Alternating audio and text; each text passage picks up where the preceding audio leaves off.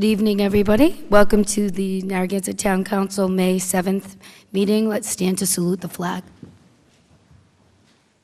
I pledge allegiance to the flag of the United States of America and to the republic for which it stands, one nation, under God, indivisible, with liberty and justice for all. Amen. First, I have a couple of announcements. First, I want to say thank you to DPW and Park and Rec and Rhode Island Resource Recovery for the Eco Depot that happened last weekend, and we had over 750 cars that went to the recycling and gave up all the items to the recycling. So thank you to the recycling coordinator as well.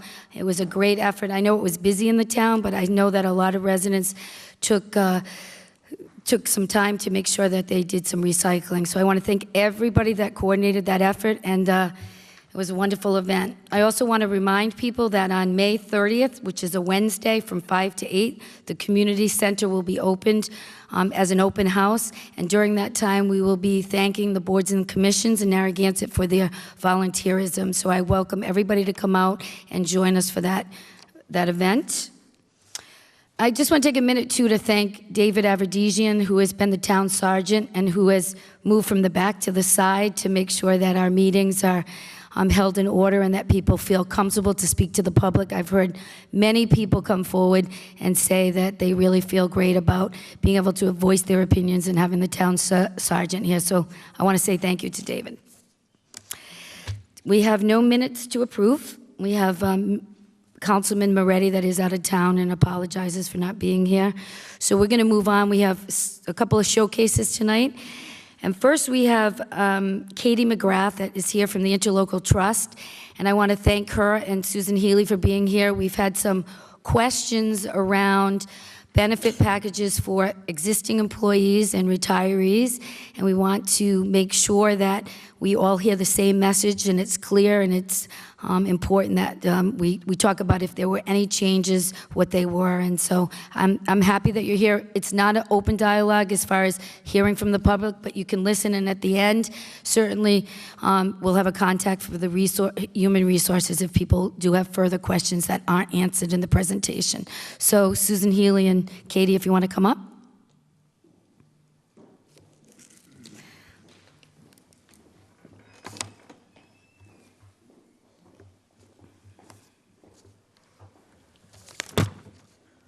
Is it on?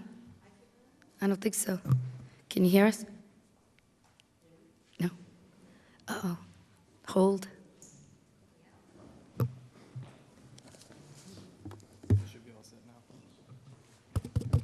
right. So effective July 1st, the trust is going to be entering into a prescription drug carve-out arrangement with CVS Health, which will become their new pharmacy benefits manager. Blue Cross Blue Shield is still going to provide health insurance coverage for all of the trust pool members. So this is not a benefit change. It's merely a change in the pharmacy benefits manager. I've been here for about 5 years now. I think this is the second time or so that this has occurred since I've been here. And in fact, back in 2012, CVS was our pharmacy benefits manager through Blue Cross Blue Shield. So this isn't the first time that we've gone through them for our pharmacy benefits. Currently, we're with Prime Therapeutics, but again, on July 1st, that will change. The main things that will change is you'll be getting new insurance cards for your pharmacy use only. Again, health insurance is not changing for any active or retirees, active employees or retirees. So you'll get the new ID card. The pharmacy network generally is the same as now. The only difference is with Prime Therapeutics, you have to use Walgreens for your specialty prescriptions, whereas with CVS, you'll have to use CVS for specialty prescriptions. This does affect a small handful of people that will have to switch from Walgreens to CVS just for that small portion of drugs. Formulary disruption, I'll let Katie address that a little bit more.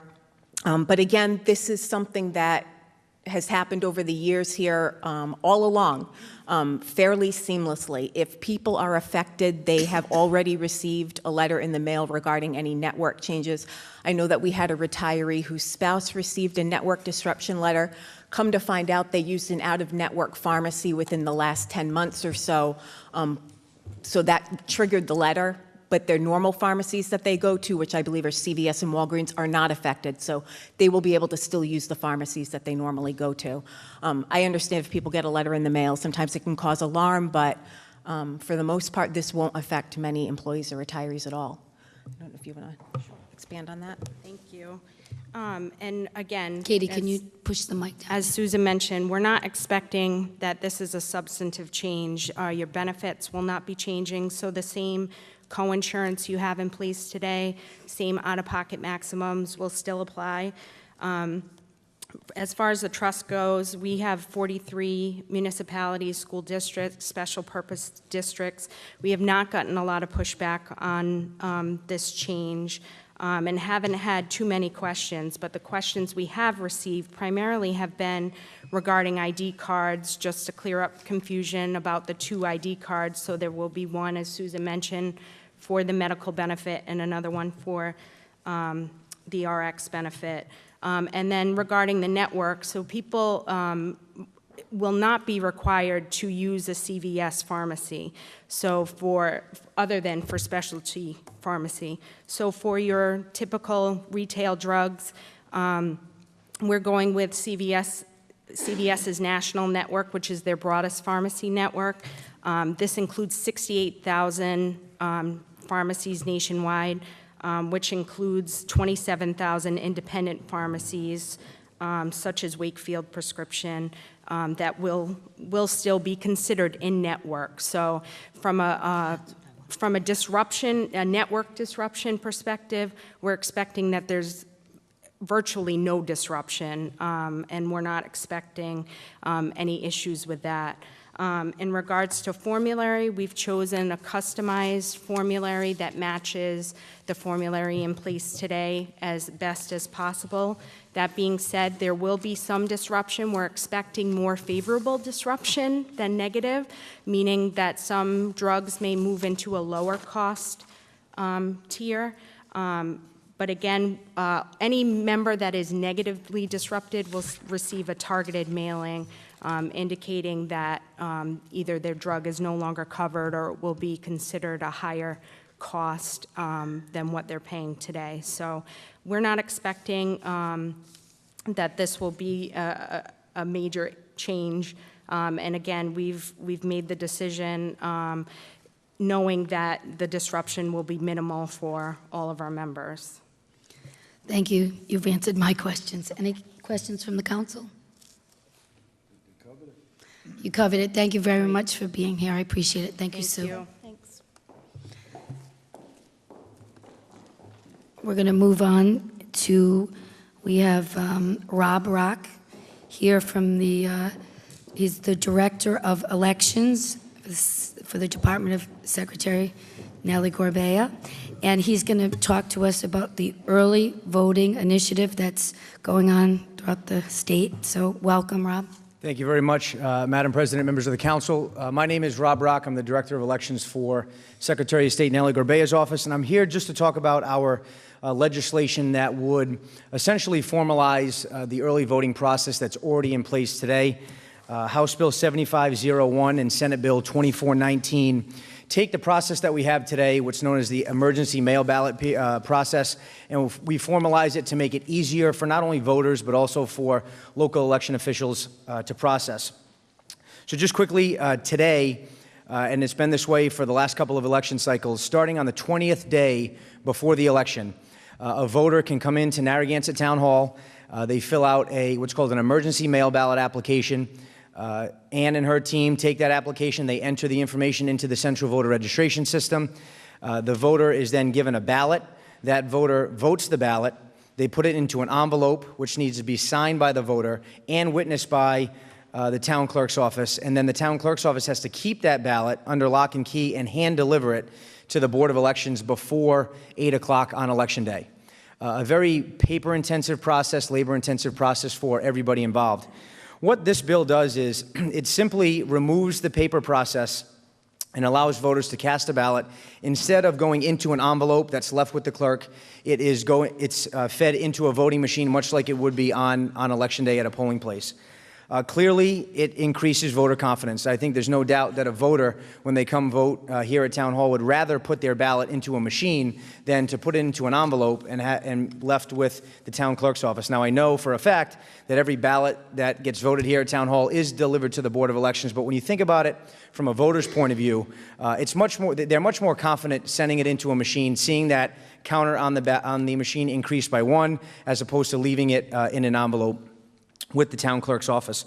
It's also less paperwork, because instead of the voter filling out an application and the city or town entering that information in, the voter's going to come into the town hall and they're going to check in on an electronic poll book, an iPad essentially, where they're going to show their ID. It's going to be scanned right away. Their information is going to pop up and they're going to be checked in very quickly.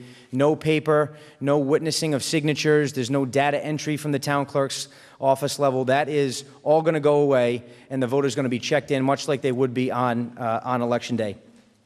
It also eases the stresses on Election Day.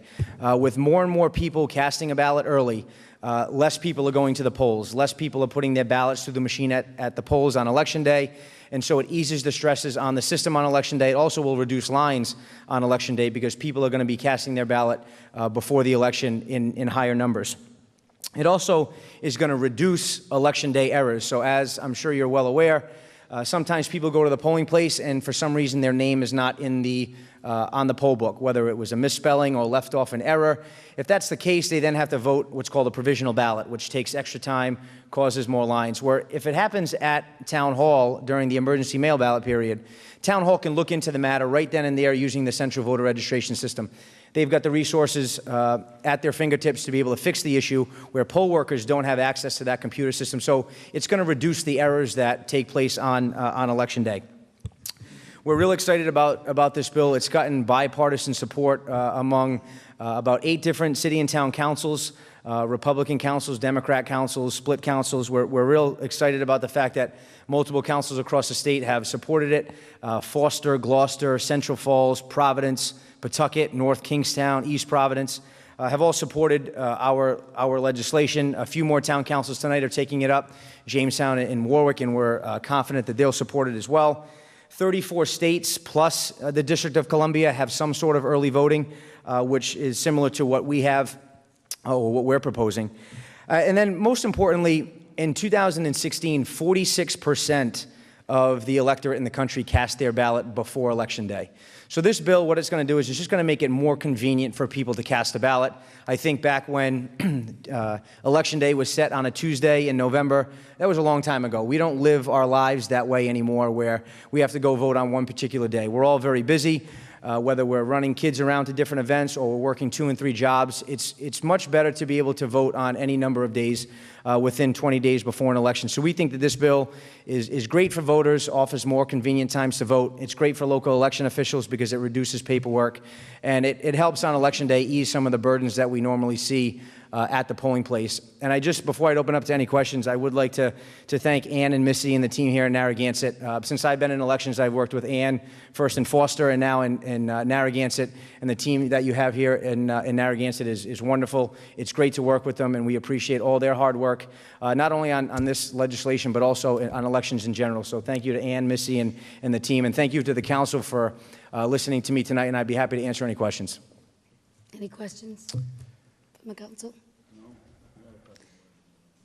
He's got Patrick has. All right. To certify the voter, they walk in, emergency ballot. Is it before you were going to be out of the country or you had an illness or something? Can you go in for any reason now?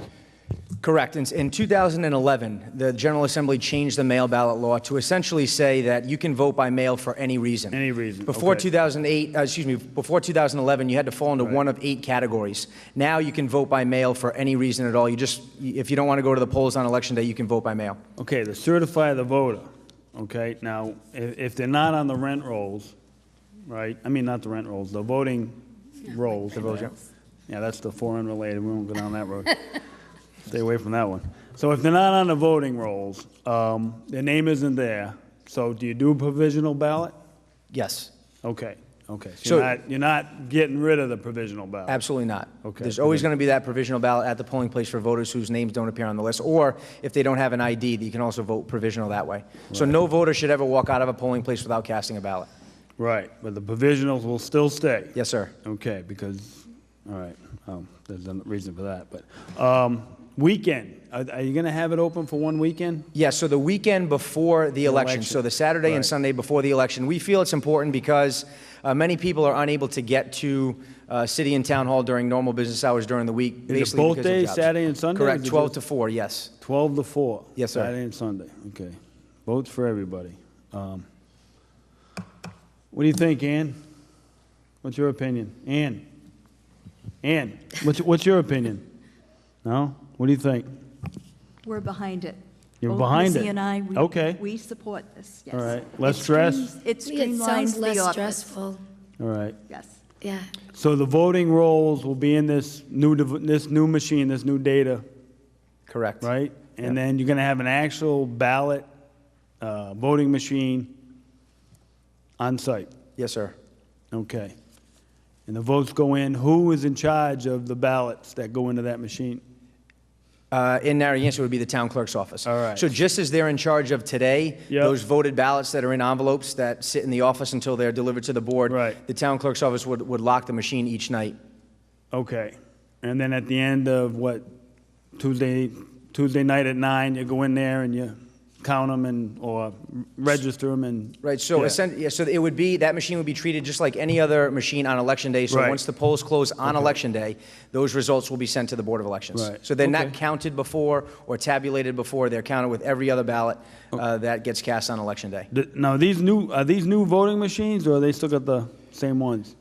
They were new in 2016, so this will be our second statewide Second, election yeah, with these okay. voting machines. All right. Okay. All right. That's it. That's all I got. Thank you. Thank you. You all set? That was just it. Yeah, thanks, Rob. How are you? Good to see you. Great, good seeing you. And thank you to Ann and Missy for all their work. I think Ditto. they do so much locally for us, and I know that you work hard up there too. So it seems like, though, the remedy would be that we would want would be when the change was made on the emergencies. So the emergency ballots, essentially, people had to, before the change, where you could say anything is an emergency, you had to say you're out of town or you're sick. There were the 8 reasons.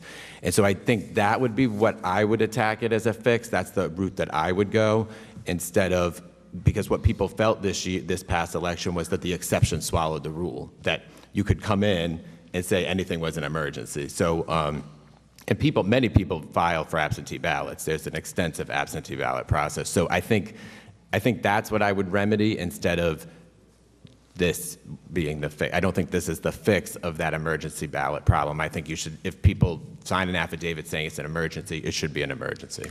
Yeah, but so it's not an emergency. It's a 20-day window, so people can vote early. If they're busy, they can go on a Saturday to vote. It's locked and key in the clerk's office, so they just have an opportunity to cast their same vote on election day. They would be like, whatever they wanted to vote on election day, they just have the ability in their busy lives to cast it earlier beyond those emergency reasons. Except if the candidate hasn't gone door to door yet, or the local candidates haven't gone and sent out their flyers, that person hasn't gotten that. So 20 days yeah. before, though, they're Well, running late. there's a reason there's an election day that in a campaign that goes to an election day. So I think, and people have specific reasons, true emergencies, why they can't be there. We've all voted absentee in the past when we were in college or if we were away. So I actually yeah. never have. You haven't? I haven't, I had to vote absentee. So, No, so thank you, Rob. My pleasure. And if I may just add one more thing. So my only fear if this bill doesn't pass is that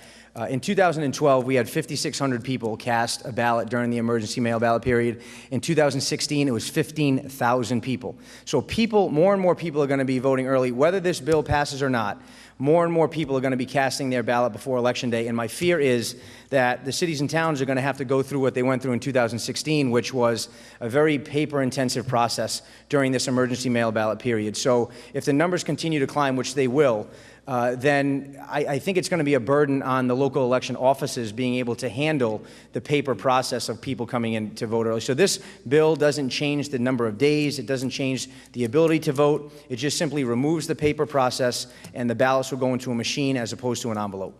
And we've got the Saturday and Sunday before Election Day. I fully support it. I think it's great. Any other questions? And thank you, Ian and Missy, for all that you've done over all the years of the elections that I've seen. One quick one. Disaffiliation, that's also in play? I mean, you know, they vote, then they can disaffiliate? Yes, sir, that does not change. Yep. All right. And does that also get, where does that go? Does that go into there? That's another form they got to fill out and it just stays? Right, so just like on Election Day, you're going to fill out a little piece of Yeah. paper that says you want to be disaffiliated, Yeah, and the they town just- clerk's okay, office and will they process file it. that Okay. after the primary. All right. Yep. Thank you so much for Thank you. coming down and talking with us. Thank you. Appreciate it. And the final showcase was the update on the bike path, but we're going to hold off until a couple of weeks because we're not quite ready for that. So moving on to open forum. When you come to the podium, please state your name, your address, and you have your 3 minutes. Anybody wishing to speak on open forum?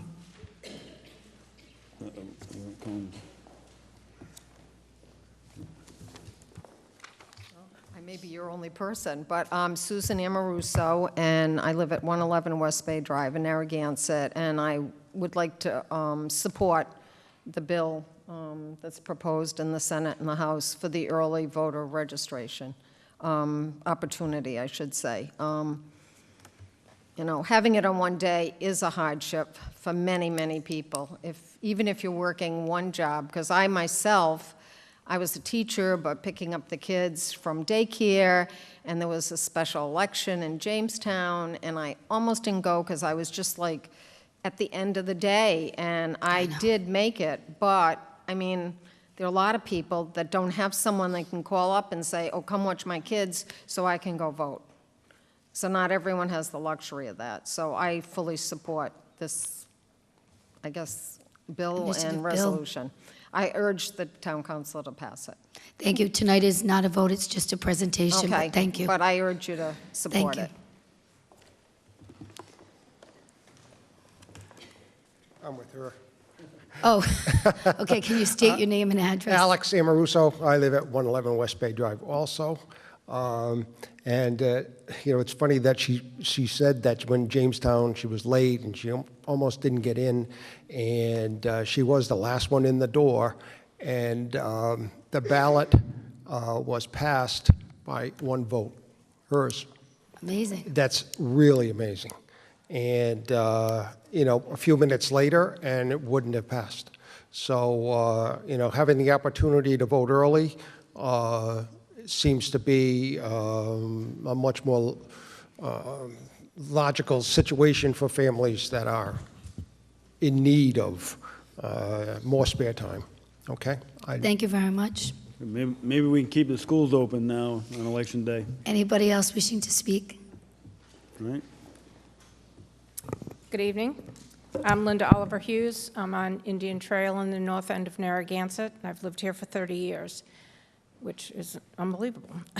And I also would like to support this resolution for all the reasons that were so eloquently stated. I can think of so many reasons for it, and I really can't think of a valid reason against it.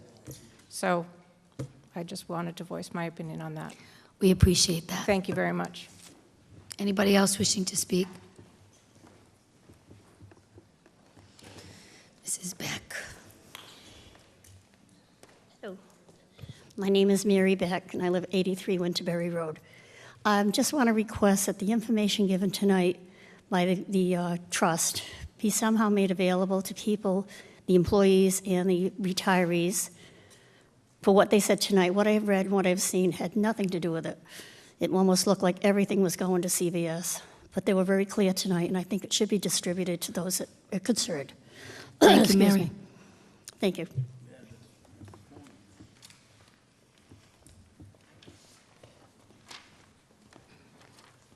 John Zenny, Boston Neck Road. Before you make any decisions with this trust, I think please look at the fire department contract that's been in place for the past 40 years. It specifies Blue Cross prescription drugs. I remember a couple of years ago, we were up here and This other outfit came in, KTP, I think, Associates, and that went by the wayside. So please look at this real close before you make a decision. Okay? It's Thank spelled you. out, fire department contract.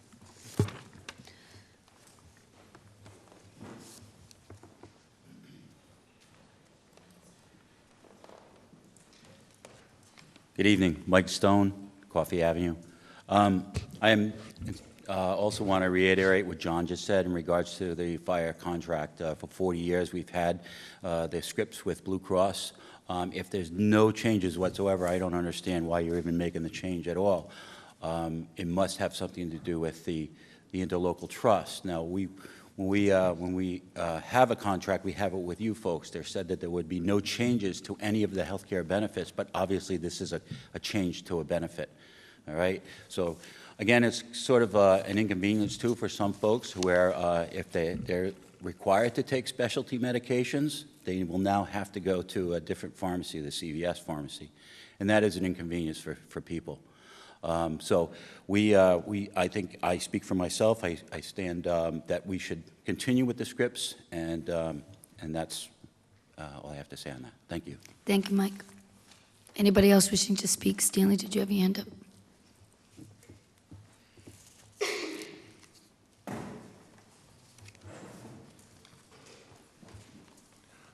Stan Wojciechowski, Narragansett. My uncle owned a bakery in Fall River, and he actually baked the wedding cake for the Kennedys on their wedding. And my father and his brother worked for him, and in conversations, I just sensed that there was a dislike for the businessman. He was getting all the money, had a fancy car. My father and his brother were working, doing all the work, it seems. So there was a dislike for business, if you will, and I've heard that for many years, 50 years ago, dislike for business. And I was at church yesterday. We did say under God, so I just want to quote what the church had to say yesterday. The scriptures made clear that we are also to love those we never notice, those we purposely avoid, and even those we are tempted to despise. So we really should exhibit a love for all people here in Narragansett, no matter what their status. And I just want to zero in particularly on businesses. Obviously, businesses are taxed more. You know, we have a property tax, but of course, their rates are more than everyone else's. So why are we discriminating against the businesses with our tax policy? Just doesn't seem right. There's a discrimination there. I don't know if it's a hate, but there's certainly a discrimination. And then talk about justice and equalities. We go and say, well, we're going to give people a break. The veterans, the elderly, homestead. We're going to give these, they're kind of poor and they need a break. So now they're going to get a break at the expense of others. Not what I call justice. Now, I think there is partly a solution to this, and from my perspective, I heard about means tested. Anyone that would have a break, whether it be a veteran, an elderly person, or homestead, they should not receive special treatment unless, I'll make the exception, they're poor.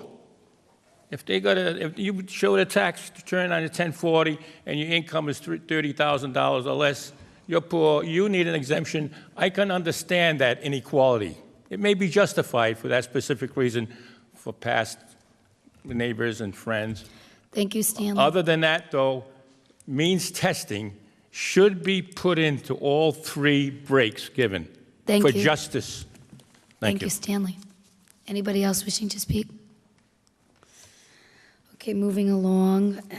We have a public hearing at 8 o'clock, so we have about 2 minutes. About 1 minute, really. Okay. Thanks, Rob. Okay, so it's just about 8 o'clock.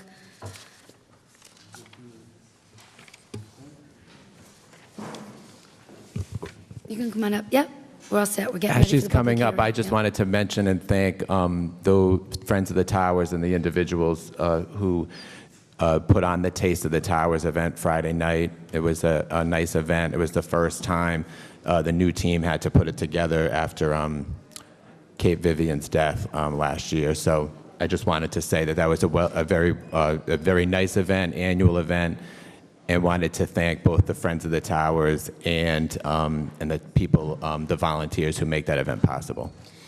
I agree. It was a great event. I enjoyed myself, and it was a lot of people, good food. It was great. Okay, 8 o'clock. You let us know when you're ready, stenographer, okay?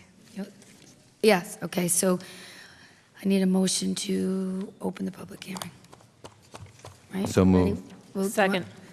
Okay, I have all those in favor? Aye. Aye. Aye. Okay, the first motion is a motion to schedule a public hearing on the application for the transfer of the beverage license for the stock only for New Dragon at 80 Point Judith Road, Plat P, Lot 324. The scheduled date is 6/4/18 at 8 o'clock. Do I have a motion? So moved. Do I have a second? Second. Discussion?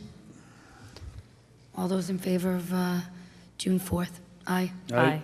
4-0, motion passes. For- A motion to refer a proposed existing zone change for the Kinney Bungalow Sunset Farm from residential to public use farm to the planning board for review. Can you amend this motion? A move to amend the date of the public hearing to September 17th. And I'll second that. Any, schedule it. Is everybody? So this zone change, So this came to be because we bought the farm in 1991, and it's still zoned residential, and through certain things on the farm, we realized that it's supposed to be zoned for public use or agriculture. So the best place to do is to refer it or schedule it so the planning board can research it and then give us their recommendation on that. I can't believe we bought it in 1991, but it's sitting as a residential piece of property right now, so. So all those, I did. I she seconded it. Any discussion from the council? This is just on the scheduling for September 17th. All those in favor? Aye. Aye. Aye. 4-0, motion passes. And that's at 8 o'clock, Ann.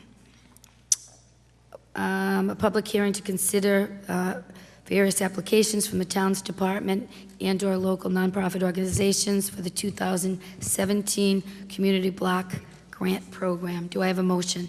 So moved. Do I have a second? Second. Discussion. So we'll open it up to Mike on the block grants. And we have a pretty good package on that, right? Yes, thank you, Madam President. I sent you the full packet of the applications under separate cover. It wasn't part of the Blue Book, but the significant amount of other supplemental information is in the book. Let me just set the tone, give you a little background on CDBG. We go through this every year, but I have to get this information down on the record. And then I'll be introducing a couple of the applicants who are here this evening. I'm not sure if we have all the applicants here. Let me see if I get that all out. The Community Development Block Grants are funding that is provided for local use in assisting low and moderate income households with housing-related expenses. CDBG can also fund the delivery of public services to low and moderate income households and to elderly residents. The rules, which are changed this year, have become better in many ways, and I want to go over a couple of the highlights of that. Previously, the town was limited to a maximum cap of what we could request in dollars. It had been up to as high as $250,000 at once. The last, I'm going to say 4 years or so, it was capped at $150,000. Through some internal working of the Office of Housing and Community Development and a charrette they actually held with local planners, they changed that to the better. So now there's no overall cap. What there are caps on two categories of application. Public services, which is $100,000 for the community as a cap, and only 2 applications. Keep that in mind. I'm coming back to that. And the other category is public facilities, and that is capped at a $500,000 request per project.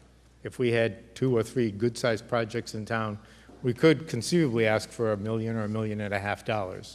Now, keep in mind, there's only about $4.9 million available statewide. So realistically, we wouldn't see that kind of money, but we at least would be allowed to ask for it. I consider that to be a real advancement in the way the state runs this program. The application qualifications for the subrecipients still have to meet one of the 4 categories of national objective, those being area benefit, limited clientele, housing, and jobs. And each application must qualify under at least one of 23 eligible activities. So the applications before you this evening, there are 3. They are all located under the public service category. Now, I just mentioned that we're limited to 2. So how is that possible? Well, another allowance that was created in the rulemaking this year was that towns could assign their application commitment to other communities. So in this particular case, one of the applications coming before you tonight has been assigned from the town of Richmond, and the support documents for that are in your packet. Action taken by the Richmond Town Council just last month to send forth an application by the Tri-County Community Action Agency so that we may act on it for them. The reasoning for that is that the town of Richmond had no other applications. So in order to speed up, expedite process and limit the amount of paperwork that might be necessary, instead of going through an entire process for one application, they knew we had 2 already pending. They assigned it to us, and the State Office of Housing and Community Development acknowledges that. So our other applicants tonight are the St. Peter's Church, officially called the Community Market at St. Peter's by the Sea. They're requesting $10,000. Second is the Domestic Violence Resource Center, which is located in South Kingstown. They're requesting $50,000. And the third is the Tri-County Community Action Program that I just mentioned. They're requesting $40,000. And their request has to do with expansion of the low-income daycare program they support rather.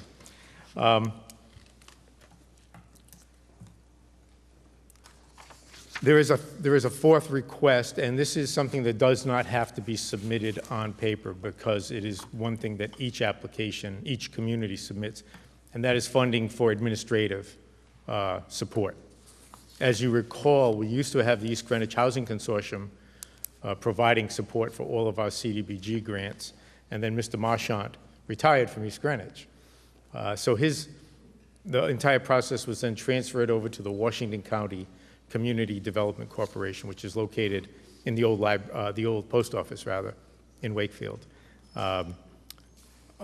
Jeff Marchant is a member of that commission, so there is going to be continuity there. Alice Buckley is the executive director, and she will be our official contact. And they are requesting— Mike, I didn't hear the cost on the administrative. I know we've always paid to do the applications, but what was that cost? I was just getting to it. Oh, sorry. I didn't see it. I see the other numbers here. It's $15,000. And the reason that it doesn't come through on the applications is that the administrative request is always related to a ratio of how many applications we have. If we had had, say, a big construction application asking for $500,000, the administrative request would have gone up significantly.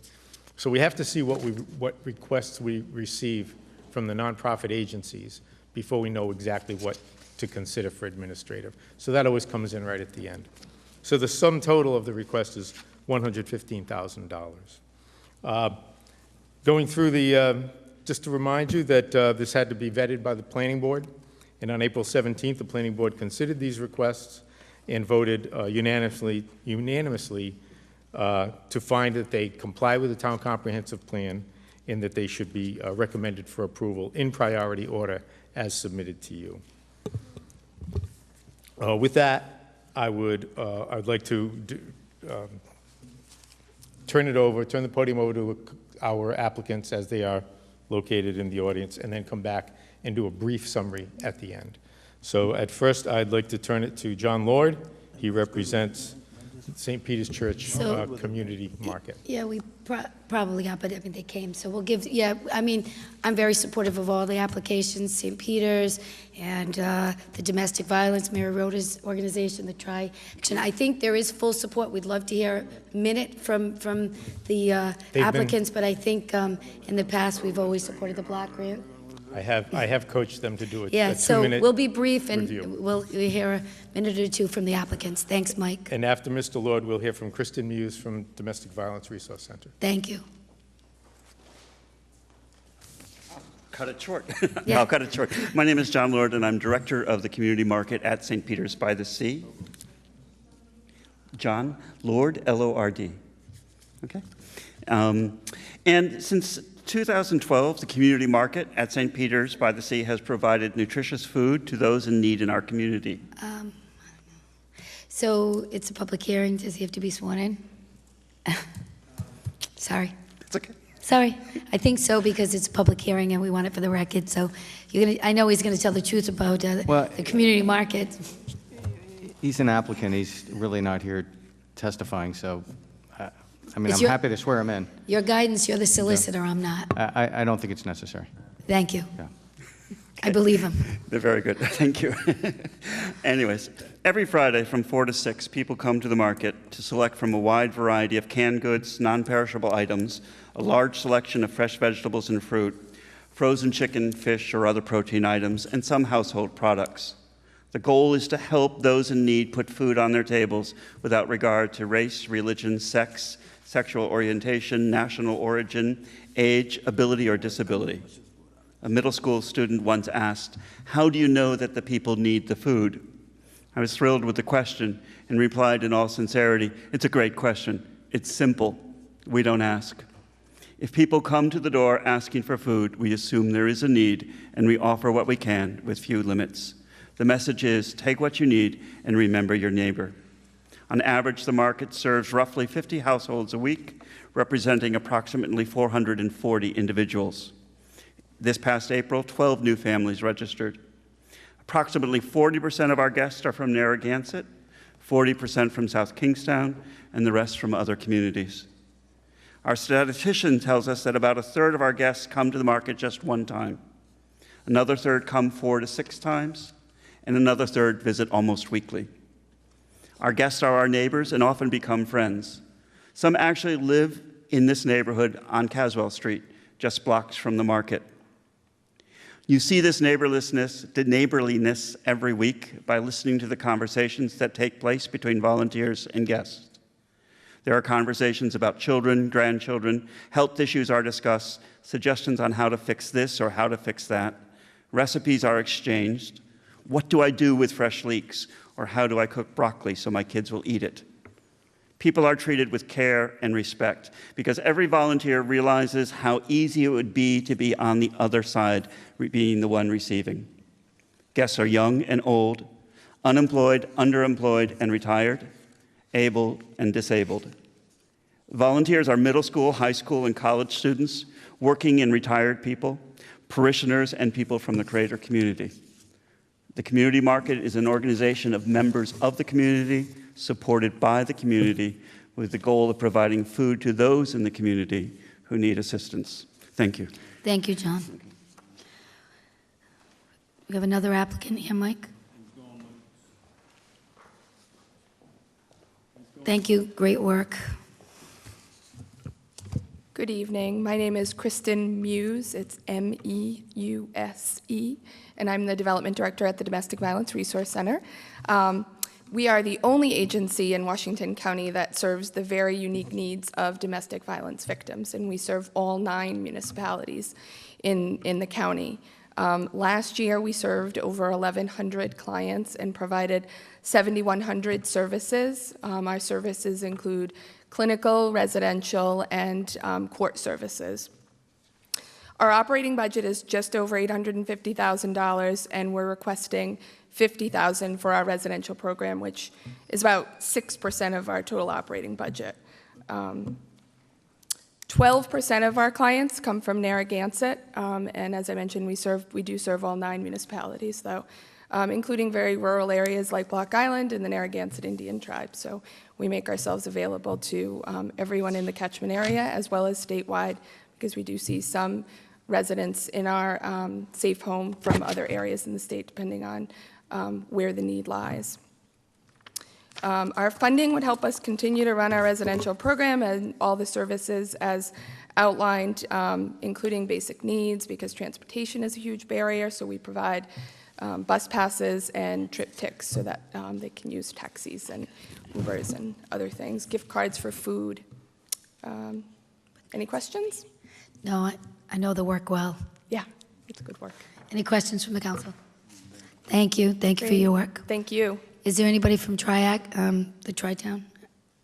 No. I don't believe so, Madam Chair. So, Mike, we have, just so you know, not to cut you short, but we have a full packet that I'm sure everybody's read on the block grants. I just want to Okay. hear from the public if Certainly. anybody's in favor, not in favor of all the block grants, and then we could vote on that 115.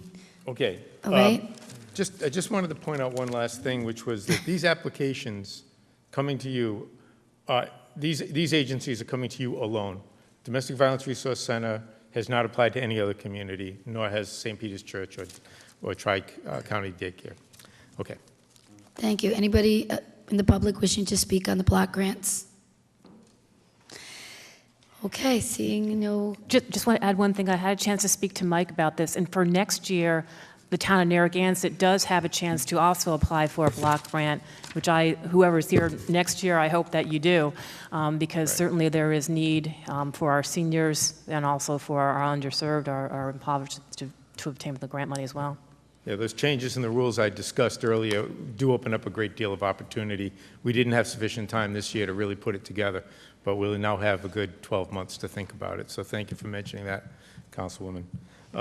So my closing statement is that we're at the end of it. We've done all of our due diligence, and now it is your opportunity to close the hearing, consider the priority list as provided, and we ask that you approve the requests and also approve the resolution. Thank you, Mike. Do I have a motion to close the public hearing? So moved. A second? Second. All those in favor? Aye. Aye. 4-0, motion passes. Public hearing's closed. I have a motion to adopt the resolution authorizing the town manager to submit an application for the funding of the community development block grants to the town, and that the designated nonprofit agencies for qualifying for the projects and programs. Do I have a motion? So moved. Do I have a second? Second. Any discussion before we approve? The 115 includes the administrative costs for these fabulous organizations. All those in favor? Aye. Aye. 4-0, motion passes. Congratulations. Keep up the good work. Moving on in the agenda, we have the Town of Narragansett's budget. Just a little background, we had 5 workshops, and we met with all the departments in the town and worked really hard in finding a good number that we think we're going to come in, and I'm going to turn it over to the town manager so that he can go through the budget. And I need a motion to open the public hearing on the budget. So moved. Second. Discussion. All those in favor? Aye. 4-0, motion passes. We turn it over to the manager. Thank you, Madam President. I will give you a 5-minute brief synopsis of this budget. It'll have approximately 10 slides that we'll go through fairly quickly.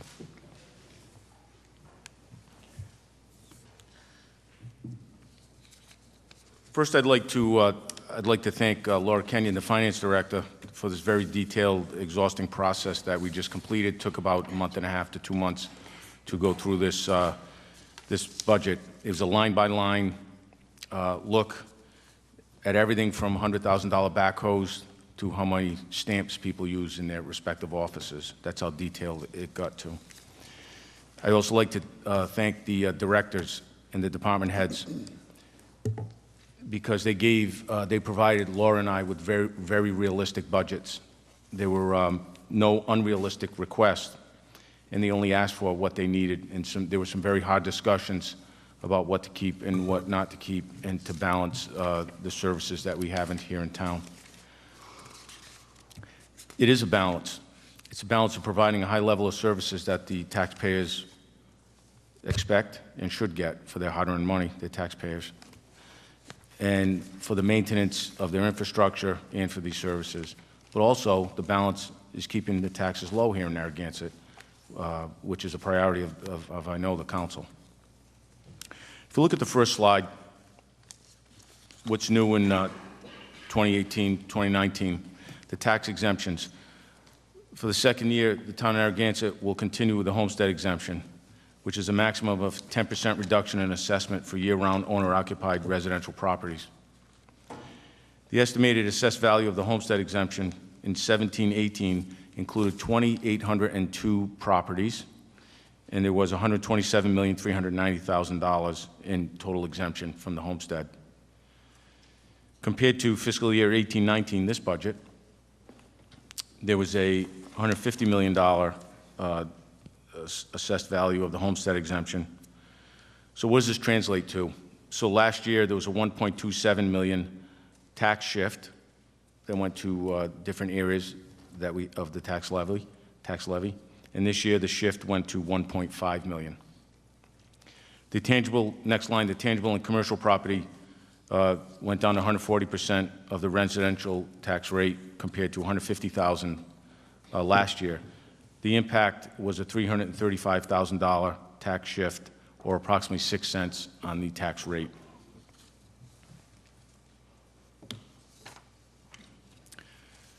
This slide here speaks volumes for a couple of reasons. Number one, because the print's so small and so many people complained last time that we ordered a new projector, which is coming out of this budget. So Professor Vangermish, you were heard loud and clear that we need a new projector. So it is a concern. We put up these numbers and we want the public to look at it, and we're very transparent about our numbers, but we realized that we needed the proper equipment to do it. So if you look at this slide here, there are a lot of numbers here, but I'll just go over the highlights. So this is regarding the tax revaluation, statistical revaluation that we did this year in Narragansett. If you look at I'll do a comparison. So in prior 3 years, there was a $4.5 billion tax base for the town of Narragansett for all the properties. After the current reval, it went up to $5 billion. Can't see it too well, that number right there. That was prior 3 years. This is the new figure right here, $4.5 billion up to $5 billion. So what did that do to the tax levy? The tax levy in 2018 was $50 million and $417,000, and for 19 it's proposed $51,700,000. If you go to the bottom of that page, you will see that the proposed decrease in the residential tax rate is approximately 6.76%, and the proposed increase in the tax levy was 2.55%. Right there, those two numbers.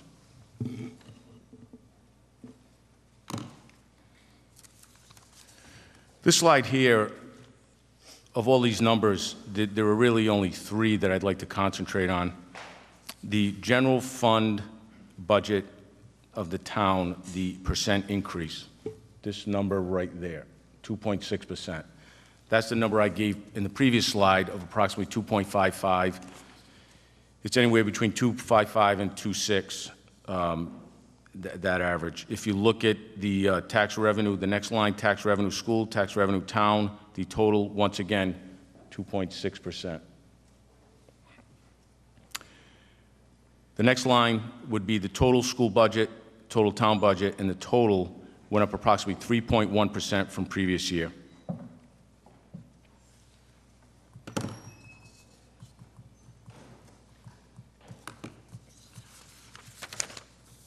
What's noticeable in this budget?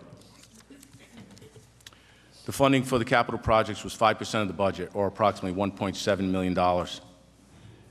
100% funding of the contribution for the pension fund and the OPEB fund. I said it several weeks ago, and I'll say it again, I can't stress how important this is. This is the first time that any town council has fully funded the OPEB fund and also has fully funded the pension fund. In the year 2035, the Narragansett Pension Fund will be 100% funded. And by the way, it's $4.5 million contribution this year on the pension fund alone. The OPEB fund, $3.2 million funded this year. Even though we're only 10% funded right now, if we continue on this, fully funding this, I'll give you some further statistics in the next slide that'll show you how beneficial this will be for over the next 20 years. We also funded a 41st police officer for the town of Narragansett. They currently have 40. This police officer will be dedicated half-time to be a school resource officer, which will, and I know that some people confuse that term. It's a sworn police officer carrying a firearm who is a member of the Narragansett Police Department. His title is School Resource Officer, and there will be 2 of them now. This is a major step for the town forward to provide security for our 3 schools. We will now have 2 school resource officers patrolling the 3 schools, and we, along with Chief Corrigan, we've had some very detailed dialogue on how to increase our school safety. We have a very comprehensive plan of involving other police officers to patrol the grounds in the areas, as well as the school resource officer. This is a major step in providing security for the town of Narragansett. That total cost was $110,000, which included $47,000 in pay, and the rest was in benefits, pension, and so forth that the town must contribute. So the school is contributing $55,000, and the town of Narragansett will be contributing $55,000. If you look at the last line, the projected overtime cost for the fire department could reach as high as $900,000 this year, and I was directed to allocate $25,000 out of the town council budget for a fire department personnel infrastructure study.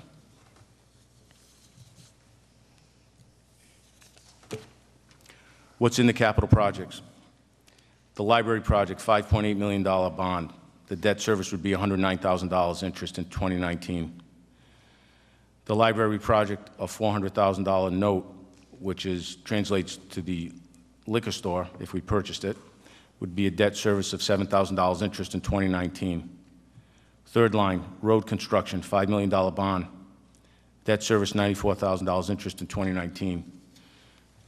The town and the town council have heard from the residents loud and clear that the infrastructure is a priority in this town, and that they would like more money allocated to this project. This year, we've more than doubled the amount of money that will go into the road construction. Last year was $2.3 million. This year, it's $5 million bond. We've allocated a fire vehicle replacement of $100,000. Town hall renovations, $390,000 total, which will include stairs, windows, doors, bricks, and a repointing of the bricks, and also more ADA access for the town, to include a possible new ramp for the town hall. Police vehicle replacement program, $135,000, which keeps in line with what we've done in years past of 3 police vehicles rotated in and out of the fleet. Road improvements, $350,000, which is just maintenance of the roadways, chip sealing. Parks and Rec improvements, $300,000, which is resurfacing the tennis courts, fencing, picnic area. Public Works equipment and vehicles, $235,000. This includes a new payloader for $140,000, pickup truck, $35,000, a dump truck for $60,000. I know there's some sticker shock on that payloader for $140,000. That is a vital piece of equipment for the town of Narragansett. We have currently one, which is over 25 years old. We've put tens of thousands of dollars into it every year to maintain it. And that vehicle is pivotal to keep these roads clear. If that vehicle goes down, which it could, it would cripple the clearing of the roadways and the disbursement of the salt. So that is a vital piece of equipment. And I'm happy to report that the town council approved that. Parks and Rec equipment and vehicles, $135,000. This includes a backhoe for $90,000 and an infield groomer. Storm drain replacement, $125,000. Other miscellaneous infrastructure projects, $128,000. Water reading program, $600,000, paid by the Water Enterprise Fund. And the wastewater pump station upgrades, $695,000, paid by the Wastewater Enterprise Fund.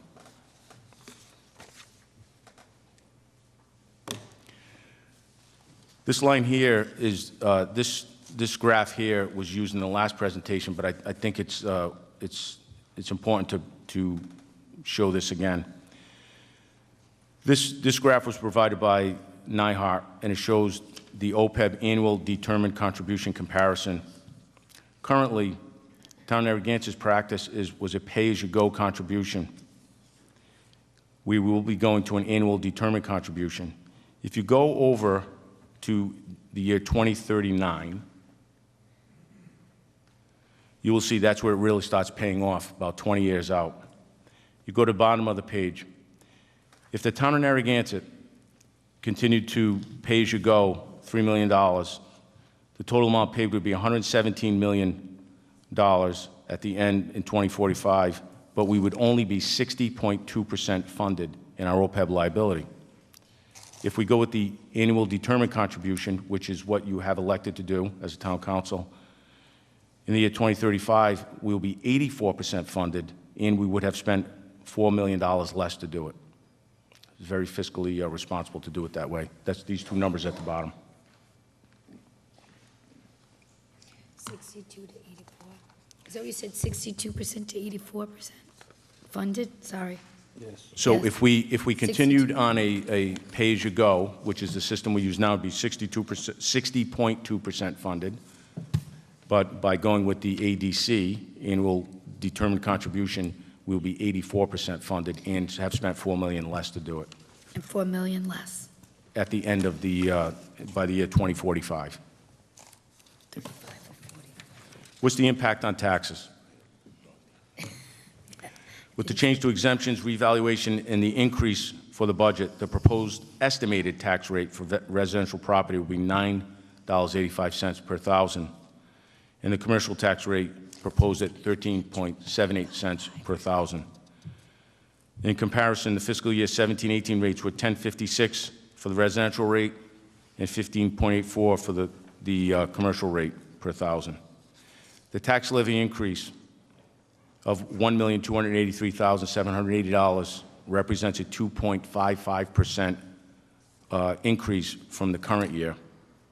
And once again, the total assessments increased approximately 10% across the board. This is an illustration of just a medium home in Narragansett and what the impact would be on taxes. In fiscal year 17-18, the tax on a median home with the prior valuation of $355,000 at 10.56 cents was $3,749 for a tax bill. Fiscal year 18-19, the tax on a median home, revaluation increased to $408,000 at 9.85 cents, would be $4,019. The increase over the prior year was $270, approximately. So what's next? The adoption of the Town Council budget by ordinance is May 21st, and second, June 4th. Thank you. Thank you. Nice presentation. Thank you to Laura and Jim, all the hard work on the budget. Appreciate it. Any questions from the council? I know we have spent a lot of time on the budget. Questions, comments?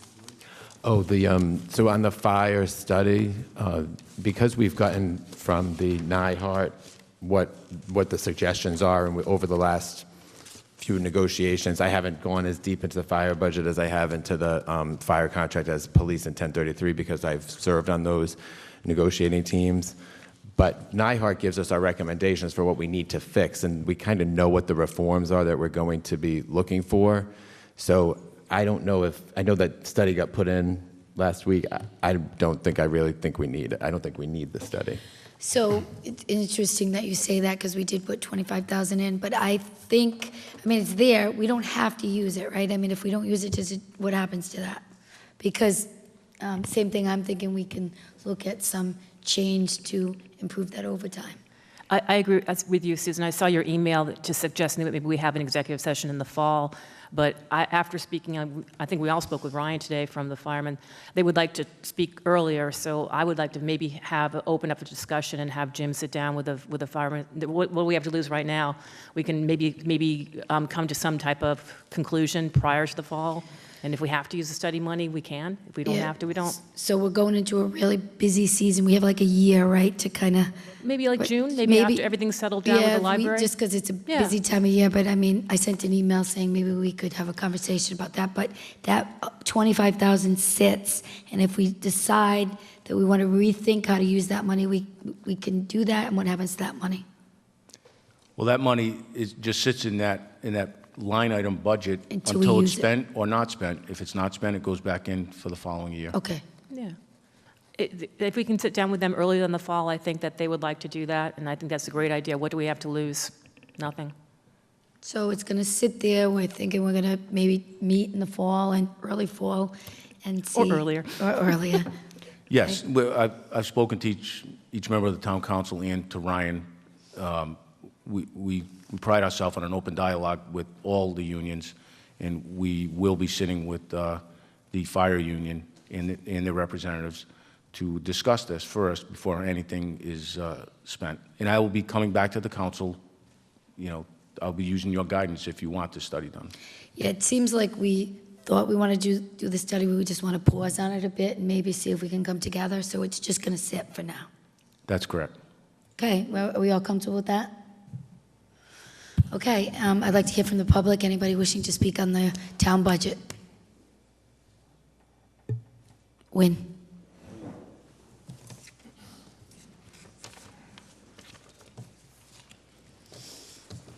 Please state your name and address, and you have 3 minutes.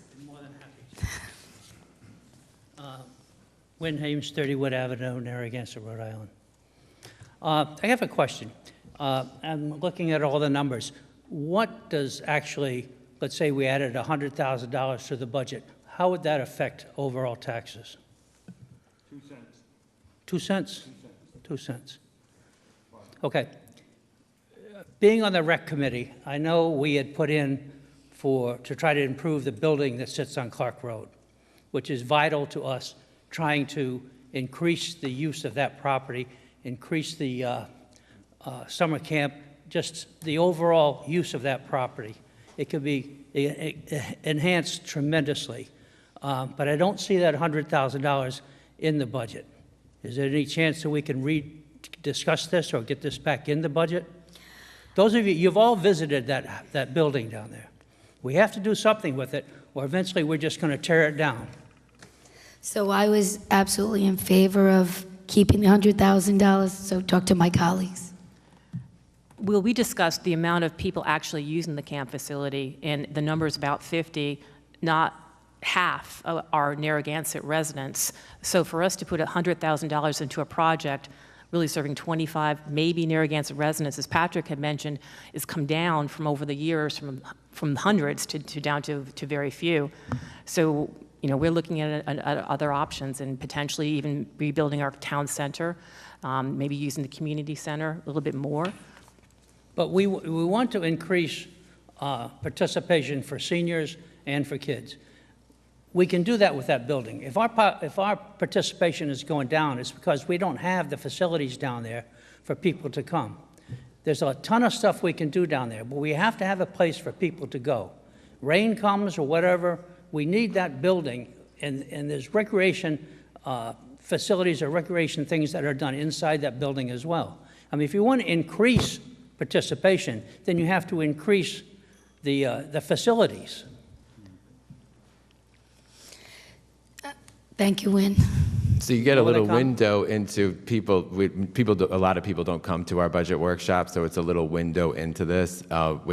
So something like the 25,000 that I just suggested we don't need for the fire study, you could say let's put 25,000 over 4 years and a capital plan for Clark Road. So you take 25 in the budget and you increase it, but then you decrease on another front. And that's kind of the discussions we have at the workshop. So something like that, I would be open to a compromise of that kind, but I don't know what everyone else thinks.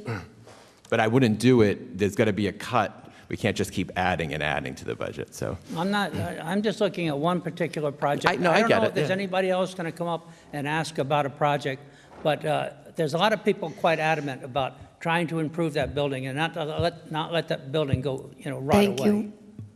I think that, that was a good idea maybe to reconsider that. I mean, I would be willing to break it down for, you know, $25,000 a year for, you know, 4 or 5 years, if anybody was interested. I supported it. I think this group spoke, they wanted to take out the 100,000. I think it's worth the 2 cents to put it in or come up with a plan. I too think the Clark Road property is magnificent. We are trying to increase the usage down there. Again, we got to make the investment in our community to value and care about the things we care about. Down there on Clark Road would be a perfect opportunity for young and old that live in this community. So I am fully supportive, and if my colleagues are interested in any plan, whether it's, you know, over so many years or just to put it back in for the 2 cents, the 100,000, I would be open to that for sure. I mean, everybody knows we're working on a water park, which is probably, hopefully, on a spray park or whatever you'd like to call it. Hopefully, it's going to be located down there as well. We don't know exact the location. But again, you come into, you need a building, you need restrooms, you need the things to support a spray park or a water park. And for $100,000, again, if it was your own house, you would turn around and you would fix the leaky windows, the leaky roof, make it habitable for people. And this is one of our houses. It's a residence. We own it. So I urge you to look at this again and see if you can afford to spend an extra 2 cents. Thank you so much, Wen. All right, looks like there'll be some thought on that. Anybody else wishing to speak at the public hearing? All about the children. And anybody wishing to speak on the budget? Stanley.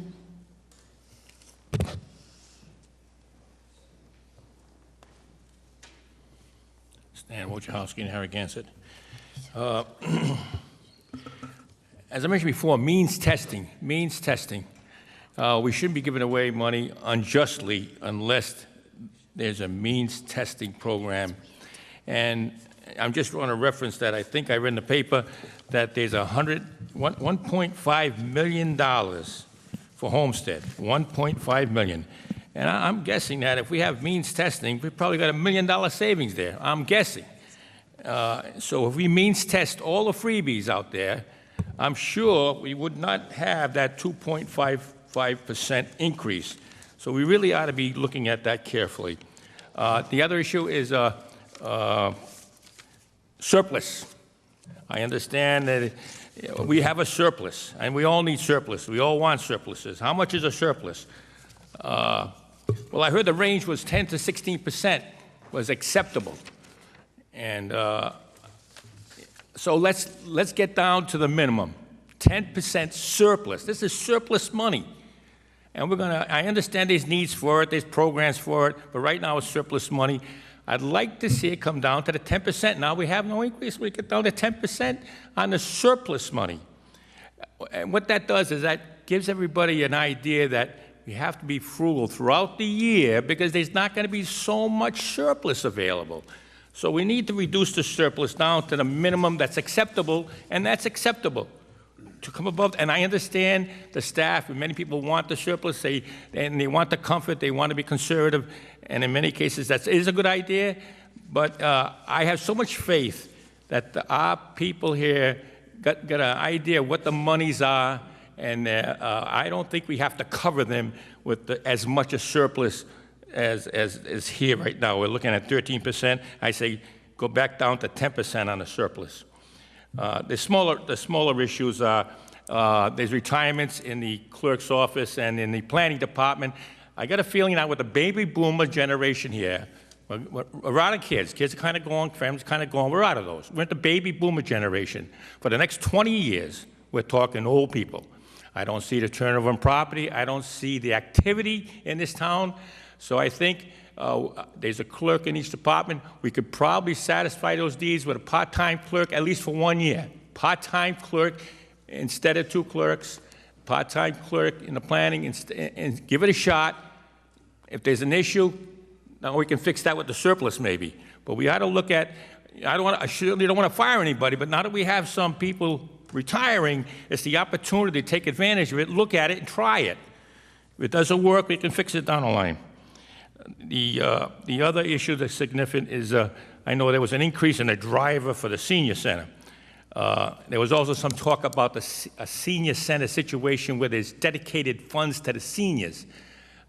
See, are you opening another department? I don't understand that. The seniors have the ability to go to South Kingston, and I thought they partnered up with South Kingston. The facilities there are unbelievable. That's where we got to go. We go to South Kingston for everything. All we need is a bus trip over there, and we have that in the morning. No need to add other drivers. I hear about an extra half a driver or whatever. It's a small item, but we don't need to expand the driver situation. I think the seniors got to learn to partner up. Maybe they can. They ought to get on a flex bus. Maybe you ought to get together and they can carpool. I did it in college. Carpool. Get together and carpool. You don't need an extra bus carrying 1 or 2 people, and we got to pay the bill for that. So it's a small issue, but we got to look at some small issues as we go down the road on this. I think that's probably the highlight of what I found out there. But it could result. I think if you pursued all that, I think it could result in no increase this year, and that would be something you could be very proud of. I'm sure I would help you all get elected if that happens. And one other suggestion. As this final thing comes out, why don't we ask all our department heads to make a 2% cut? Let them make that cut and tell you. I don't believe sometimes that we're capable enough to get those little details. We're down to the detail. I want you to have the department head come and tell you where he would cut, or she, where they would cut in order to make a 2% change so we could see a 0% for the taxpayers. Thank you very much. Thank you, Stanley, and we know that you attended all the budget workshops, so thanks for your participation as well. Anybody else wishing to speak on the budget? Jesse.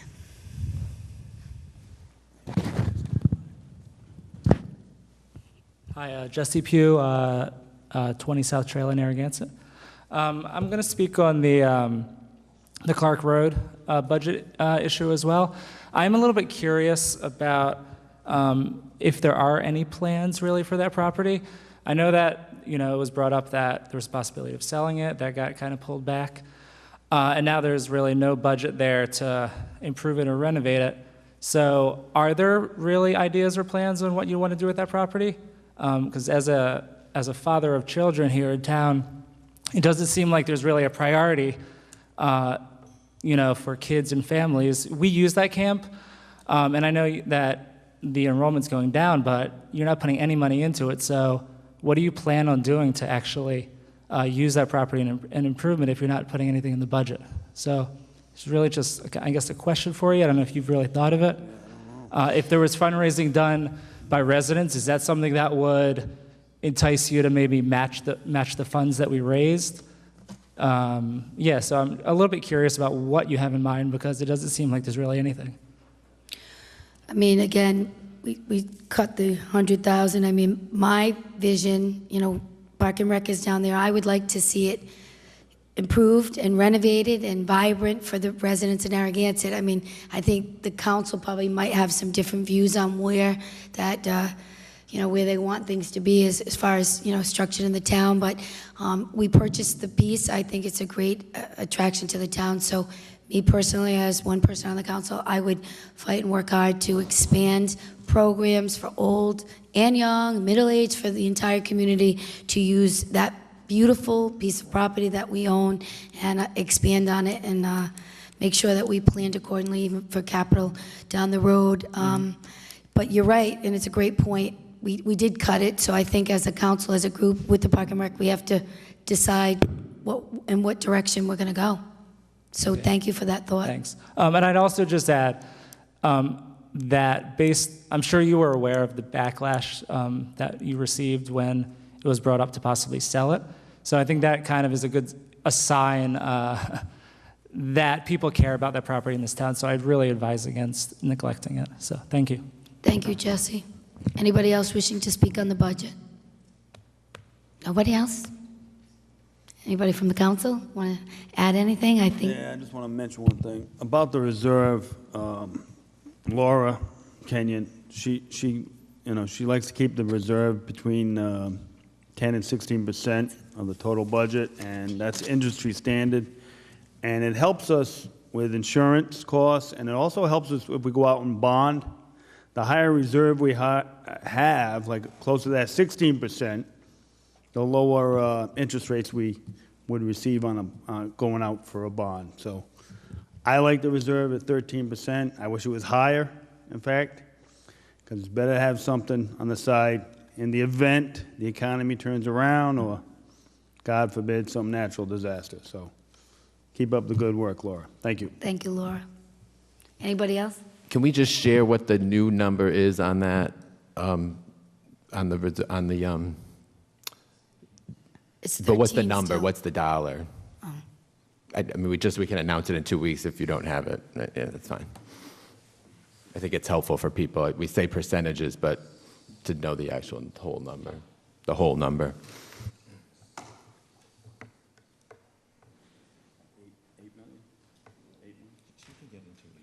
Laura, you want to get it in 2 weeks? No, 2 weeks, yeah. Yeah, that's fine. We'll announce it, yeah. Anybody else on the council? Do I have a motion to close the public hearing? So move. Do I have a Second. sec? All those in favor of closing the public hearing? Aye. 4-0, motion passes. Thank you, and we'll have a first reading on the 21st and a second reading on the 4th. Moving on to the consent agenda. Is there any item on the consent agenda that anybody would like to pull from the council? No. Do I have a motion to approve the consent agenda? So move. Do I have a second? Second. All those in favor? Aye. 4-0, motion passes. New business.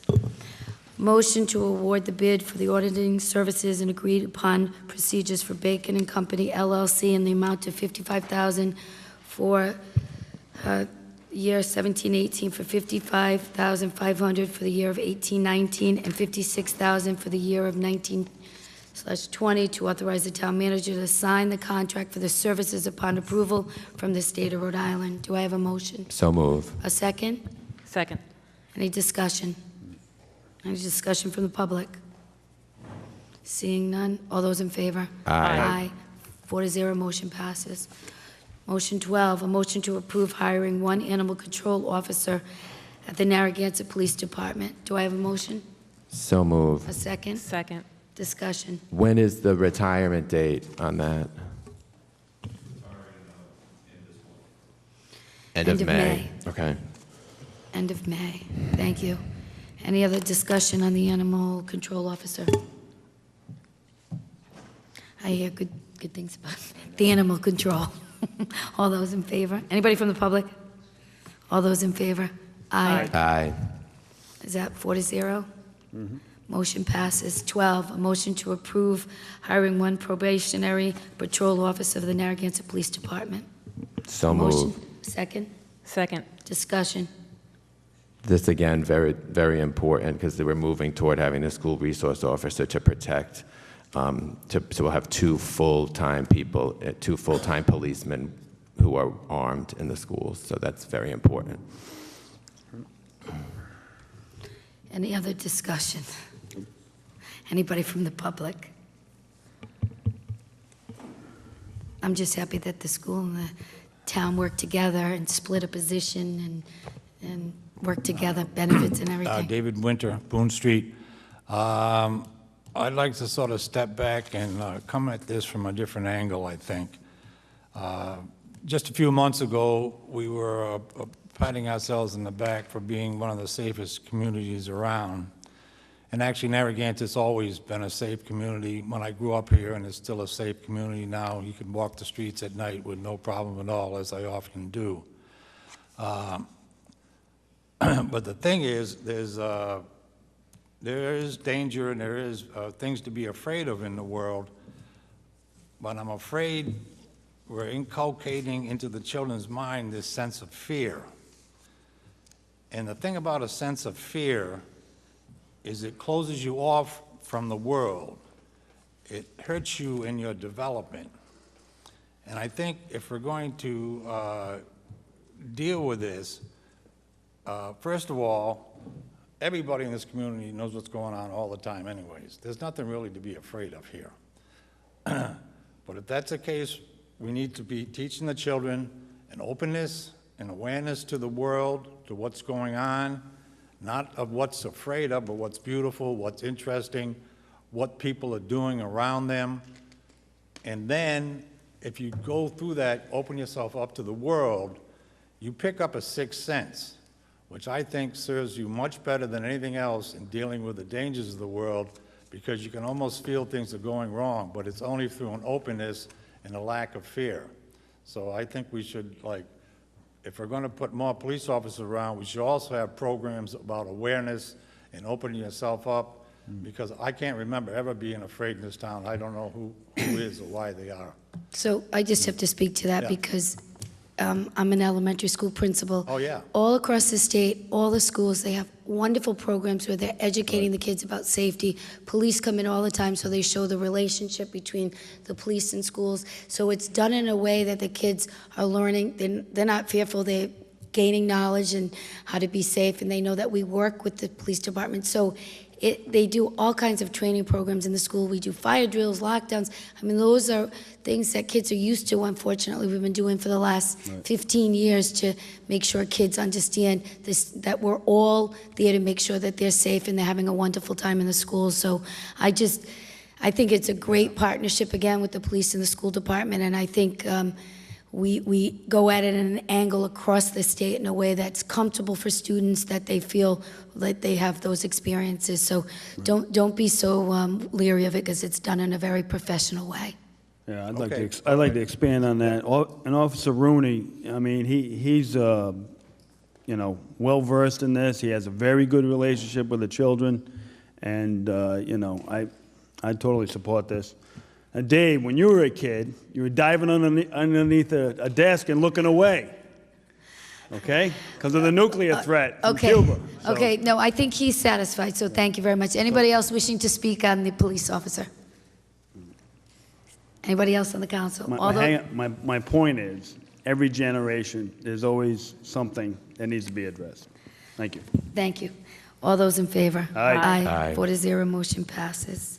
14, a motion to approve the filling of a clerk position in the Community Development Office and 2 clerk positions in the Town Clerk's Office, all due to retirements. Do I have a motion? So move. Second. Any discussion? Any discussion from the council? Any discussion from the public? Stanley?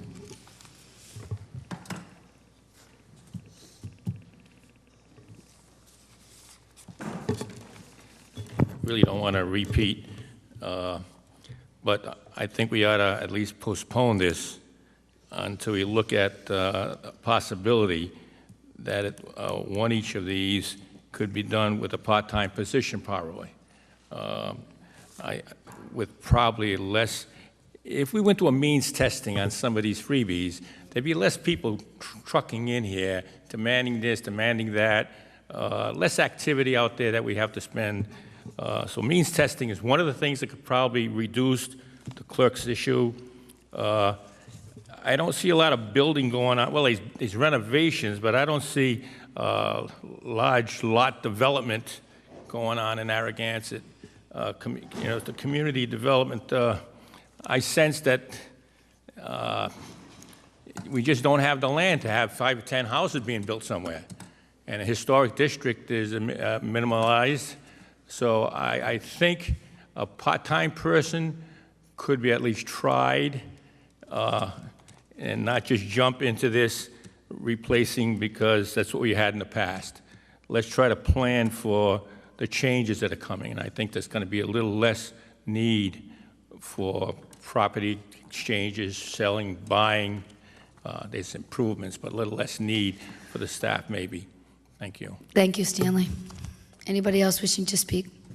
We did discuss this in budget and the workshops, and Jim has talked about looking at cross-training some of the clerks, because we have clerks in different departments, finance, municipal court, and at the front clerk's office. So that is going to be worked on.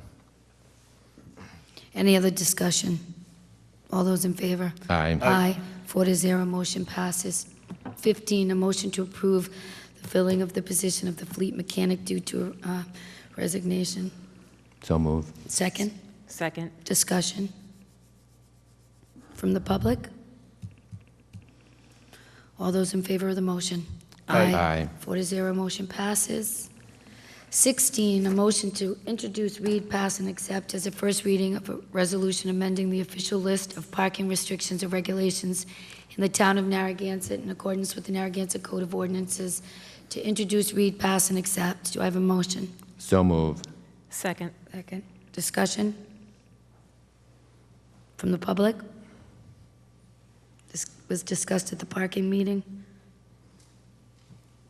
So this is going to work in tandem with what we've been doing in terms of, we've had a lot, especially overcrowding last year in the beach and the parking. And so by really focusing on making the beach more, a better experience for our residents. And then a lot of our residents were complaining that the parking on Star Drive was a disaster. So it's important for us to do this on both sides of the road. Any other comments? All those in favor? Aye. 4-0, motion passes. Number 17, a motion to adopt an ordinance and amendment of Chapter 54, Article 3, Rules, Codes of Ordinance in the town of Narragansett, Rhode Island, entitled Personnel. Excuse me, my voice is going again. Do I have a motion? So moved. Do I have a second? Second. Discussion?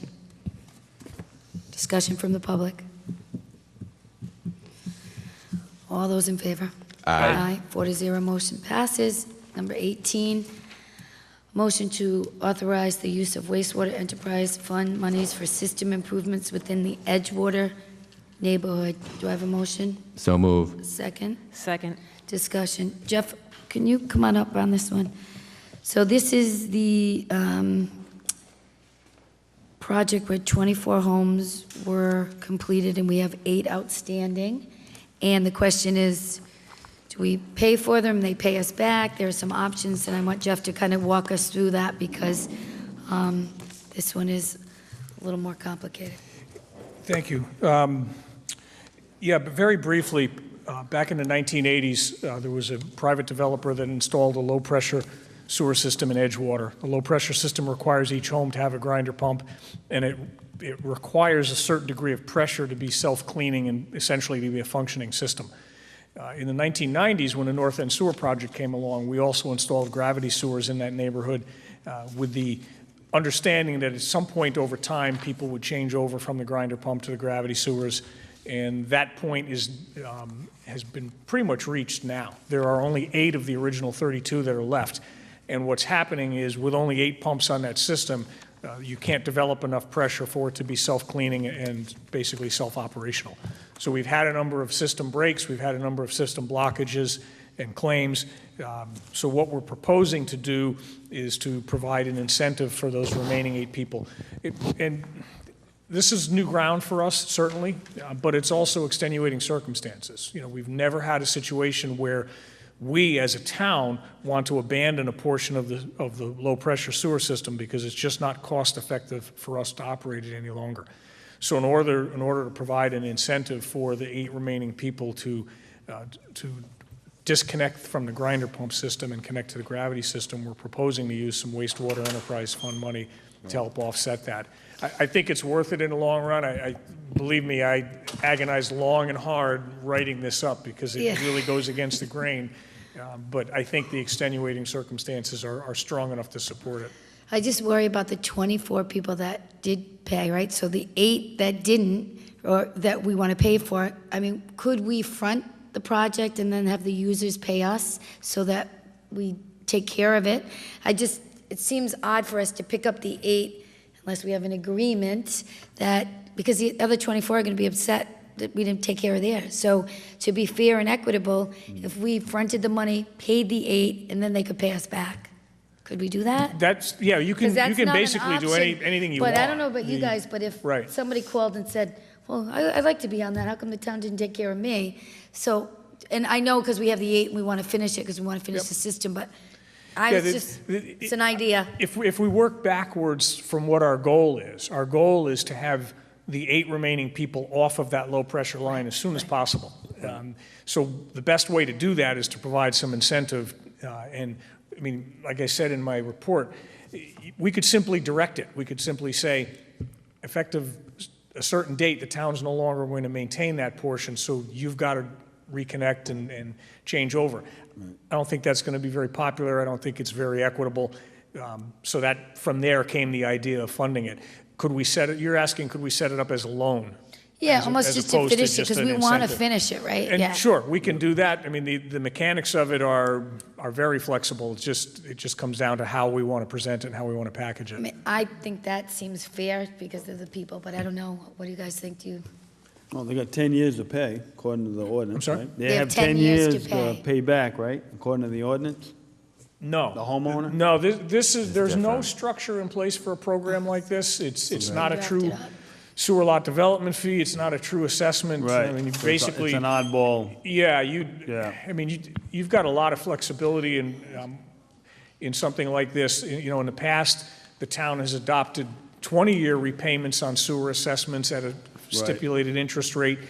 You've got a great deal of flexibility here. You could There's do only it. 8 homes, 8 homes. How Talking do about the 8 residents feel, the 8 homes? Have you reached out to them, or they? I'm sorry? The 8 residents, have you reached out to them? Do they say, yeah, let's sign up with a gravity-fed sewer, or? Well, most of them, we've talked to most of them individually because we've been in the neighborhood quite a bit over the Sure. last month or so doing repairs and things. I suspect that there's general buy-in from everybody that Right. it's a good idea to do. I think what they're waiting to see is Somebody where to the act. funding lands. Yeah, somebody to act, Whether it's yeah. something that we're going to finance in full, or are we going to loan them the money, or are we going to Yeah. provide an incentive? Again, that's up to you. What do you guys think? It's coming from the enterprise fund, and I think it's a unique circumstance. It's the lower pressure versus the gravity. I don't think we have a situation where there's going to be a lot of other people in neighborhoods. Jeff watches the total percentage, which is in the 80s of the word's escaping me. What is that? Capacity in the 80s. So. I think in this unique circumstance, because it's coming from the enterprise fund, not from the general fund, and I read through the description, and I get it. I think it's important for those people to add that way. Otherwise, that's where I would. Yes, I'm and good. you too, Jill? I actually agree with you, Susan. I agree. What you said, we have a number of people who had already paid for this expense themselves, and I could see those folks coming in and saying, how come I'm not? So I agree with you, it's a good solution. Okay, are you good with that too? Yep. All right, that sounds like one of the options then.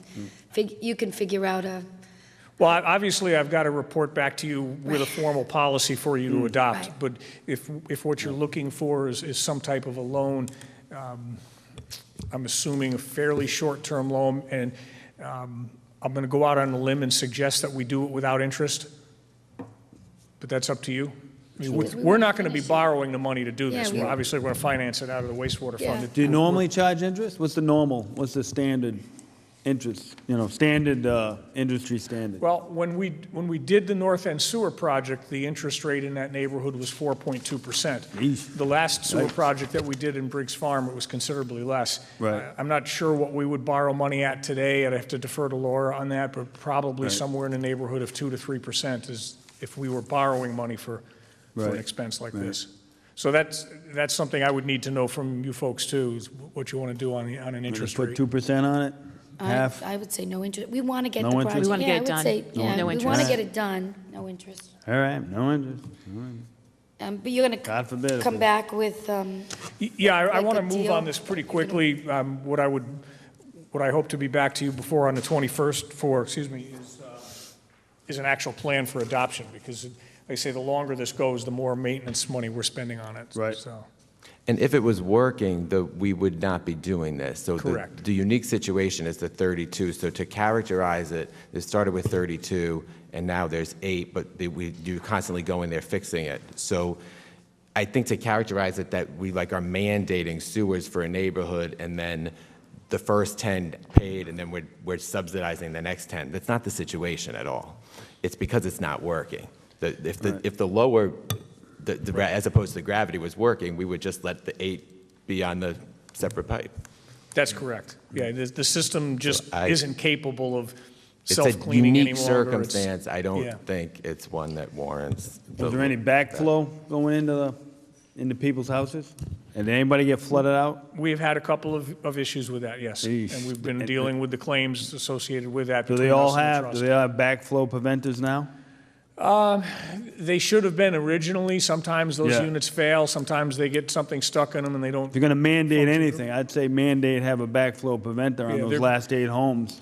Yep, they're know? mandated by ordinance now, so any Yeah. conversion that's done will have them on it. Yeah, I'd definitely get them squared away. So it's my understanding that the consensus would be some form of a loan rather than an outright expenditure on behalf of the fund, and the loan would be at 0%? Yes. Okay. Okay, thank you, Jeff. We're going to do 19 next after that. So all those in favor, thank you, of the motion 18? Aye. Aye. Aye. 4-0, motion passes. Thank you, and I'll come back to you with the mechanics of it at the next That would meeting. be great, that would be helpful, but I think you can hear the consensus of the council. Who is Number the- 19, a motion to approve, ratify, and confirm the emergency repairs to the low-pressure sewer lines in Edgewater and on Boston Neck Road completed by 3 vendors in the amount of $19,888.25. Do I have a motion? So move. A second? Second. Discussion? Anybody from the public? All those in favor? Aye. 4-0, motion passes. 20, a motion to approve, ratify, and confirm the emergency repairs to the sewer force main at Stanton Avenue Pump Station in the total amount of $167,848.63. Do I have a motion? So move. A second? Second. Discussion?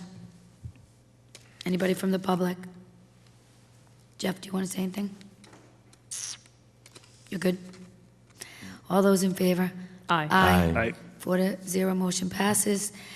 And a motion to reappoint an individual to the Conservation Commission Tree Board for a 3-year term to expire on April 30th, 2021, to appoint Brian Wagner. Do I have a motion? Or Yeah, motion to nomination? reappoint Brian Wagner. I move to do that. I move to reappoint I Brian Wagner. second that. Any discussion? All those in favor? Aye. Aye. 4-0, motion passes, and a motion to adjourn. So move. Do I have a second? Second. All those in favor? Aye. Aye. 4-0, motion passes. Have a good evening. Smoke 'em if you got 'em.